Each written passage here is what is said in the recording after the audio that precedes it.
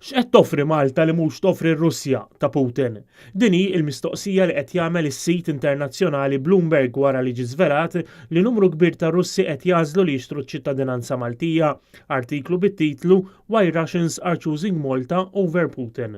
Jispjega kif fost dawk li xtraw iċ-ċittadinanza Maltija hemm xejk mill-Arabja Sawdita li ġie arrestat dwar korruzzjoni, negozjanti mill-Pakistan u bankier fl-Azerbajġan. Minn barra dawn it-tip ta' nies iżda hemm ukoll bosta Russi li xtraw iċ-ċittadinanza Maltija. L-artiklu ta' Bloomberg jagħti ħarsa lejn uħud minn dawn ir-Russi li xtraw iċ-ċittadinanza Maltija fosthom Arkady Voloz, il-fundatur ta' Yandex li dik li magħrufa bħala l-Google Russa. F'Settembru li għadda l-President Russu Putin żar l-uffiċini ta' Yandex biex isir jaf aktar dwar l-informazzjoni li qed tiġbor din il-kumpanija.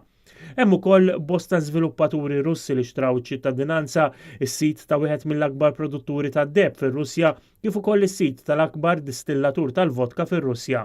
L-artiklu jispjega wkoll li dawn huma l-elit tar-Russja li issa għandhom ukoll passaport Malti u dak Ewropew.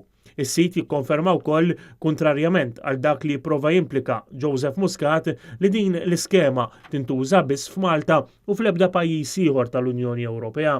Sa dan it-tant anke s-sit Britanniku The Times jirreferi għal fatt li l-akbar numru ta' passaporti Maltin inxtraw minn Russi. Fil-fatt, skont l-Aġenzija Russa RBK, aktar minn 700 Russu xtraw iċ-ċittadinanza Maltija fl-2016.